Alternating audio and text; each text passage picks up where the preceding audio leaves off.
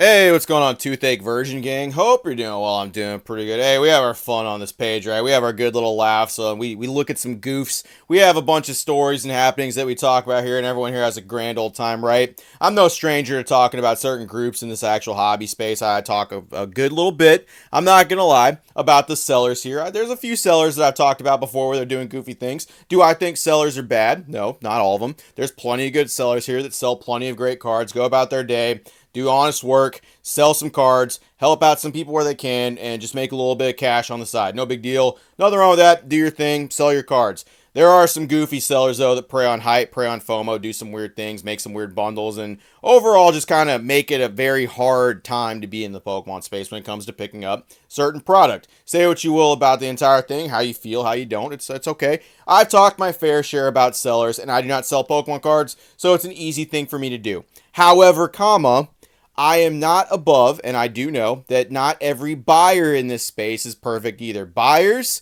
can be just as goofy and just as crappy to people as sellers can be. Buyers can do some equally goofy stuff. And we have an instance of that today that we're going to be talking about, showing how goofy buyers can be here. Before I even say where this is, where do you think I got this from? Where do you think the actual info is coming from? Where do you think I got it? Come on, let me know. If you said r/Poke Investing, you're a genius. You're psychic. How'd you know? How do we get this kind of entertainment just for free all the time? Why pay for any kind of subscription service when you can just go on r/Poke Investing and just watch things fall from people's brains onto keyboards, onto screens for everybody to look at completely for fucking free? It's the best thing that has ever happened on this space. I love it. Before I go on rambling about this stuff, let's actually look at what's going on here. So right here, we got ourselves a nice little Bubble Mew. Let's see what's going on. Should I return it or keep it? When I first saw this, I thought this was going to be a greater sell. Boy, am I glad I stopped and read this whole thing right here.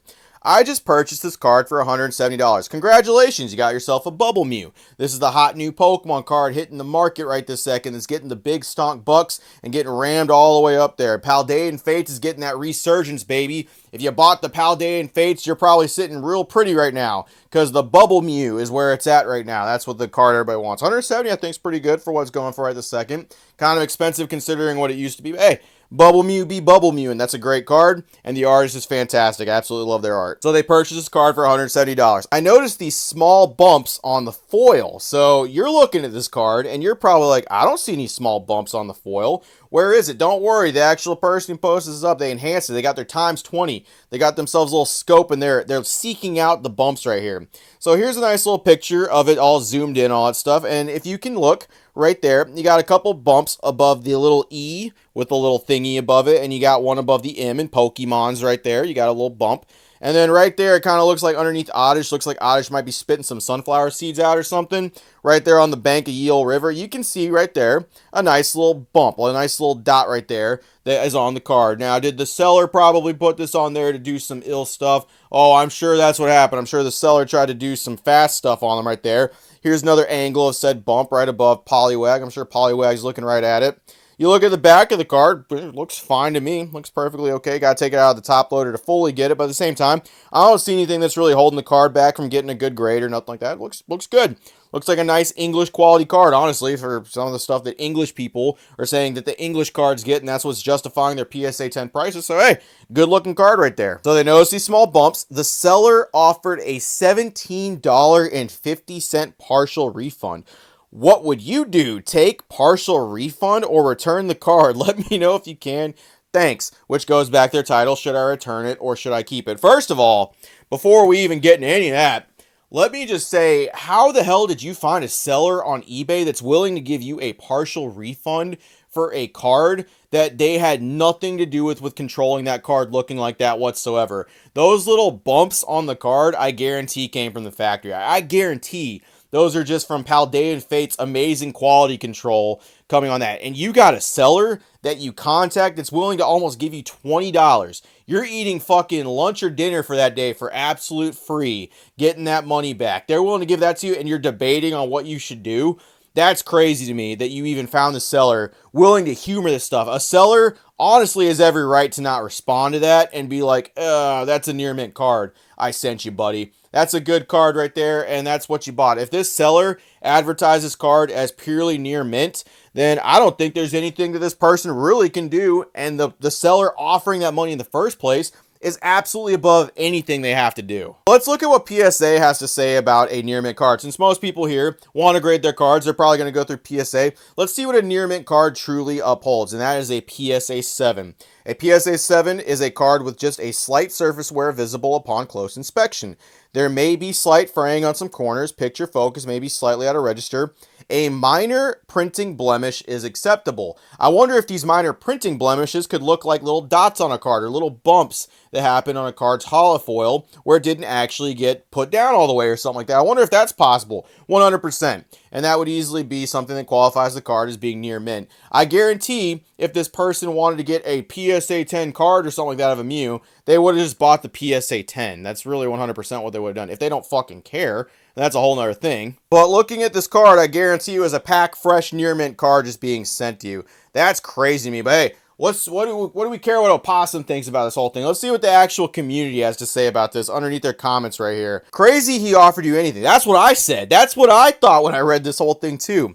It's literally near mint condition still regardless. There's no option for buy a grade 10 material single. Yeah, that's crazy. Like, you can't go onto the market and just be like, hey, I want to buy a single card right here, and this better be a PSA 10. This better guarantee me a PSA 10 whenever I send this in. If only there was some quality of card or some kind of card out there that you could buy if you absolutely wanted to guarantee a PSA 10 or be pretty damn sure you're going to get a PSA 10. Like, you got a fairly good shot, like in the 70-80% area. If only there was a version of certain cards that graded extremely well that just it was almost guaranteed to get a PSA 10. If only that existed. I'm just a lowly collector that collects Japanese Pokemon cards, and it just built, I don't know. I would never know where to find anything like that, where a card would grade very well. Or anything. That's crazy. Well, I guess we'll never know. We'll never know how many licks it takes to get to the center of a bubble Mew, I guess. I don't know. If you're looking to grade or have a perfect card, then you should have gotten a graded card or bought in person with your magnified glass. Just bust out that times 20 right there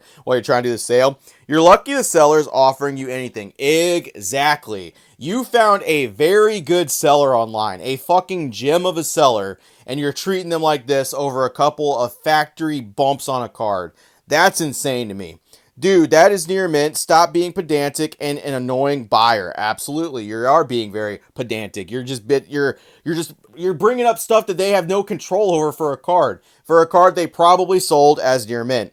I would take the L and sell it raw or hold it. It's a near mint card. I'd be happy with the Mew at this point, period. Actually, yes. There's very many people out there in the Pokemon space that would love to have that Bubble Mew if you do not want it, good sir. If you don't want that card, or ma'am, I don't know what's going on.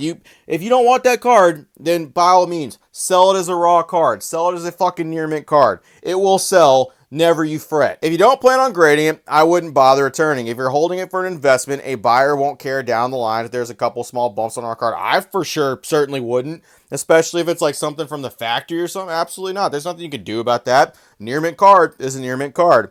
What's your eBay ID? I want to block you right now to save a potential future headache.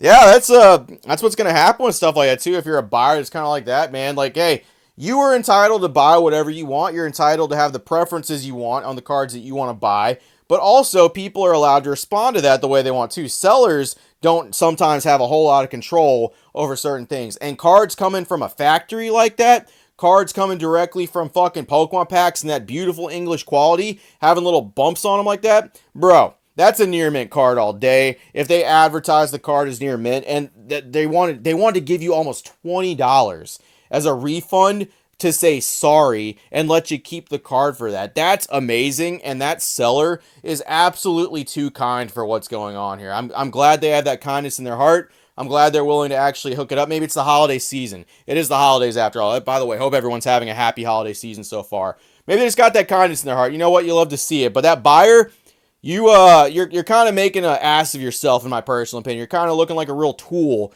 making a big deal about this whole thing right here. If you return the card, hey, you are absolutely more than welcome to. That card will sell immediately to somebody else, and they will not care. they will be happy that they got that Bubble Mew, especially with all the craziness going on in the market for Pokemon cards right this second. It's not that big a deal. Cards come like that from booster packs all the time. That person in the comments is 100% correct. If you want a PSA 10 card guaranteed, buy a PSA 10 card. Buy the grade if you want the grade. If you don't know if you're going to want the grade or not, if you don't want any of that kind of stuff, and you're just buying a raw card, you're buying a raw card, and you know what you're getting from that. It's the same thing as if you open Paldean Fates yourself, you got yourself a Bubble Mew, and you're just looking around and hoping to God, oh man, I really hope there's nothing wrong with this card. Oh, it actually looks pretty good. Okay, cool, whatever. Like, if you're that person, you're collecting for the actual condition of the card, for the potential of grading it, hey man, buy a couple copies. Throw that money around if you want to. Actually go buy a PSA 10 copy of it if that's what you want to do. If you're wanting to grade cards to try to get the 10, hey, that's part of the gamble, baby. That's what happens to that stuff. That seller did absolutely nothing wrong. And the fact they're willing to help you out at all, the fact they're willing to like hook you up with almost $20 of a partial refund back is amazing. And truly, that seller is doing a fantastic job. Buyer, hey, you can learn a couple things from this whole thing. That's all I got. Appreciate it, Virgin Gang. See you later. That is crazy. I don't think I've dealt with a couple good sellers that are kind of, but like that's a very nice seller. That is an extremely nice seller. And to be like, I'm kind of thinking about returning this car because it's not like, I'll return it, big dog. Go ahead and do that stuff. There's somebody else who will take that scaly Mew all day. And I bet that would still get a PSA 10. I'd bet money that would still get a PSA 10 somehow. Like a 60% chance. It'd slip right through the cracks. Yeah, that's what I think.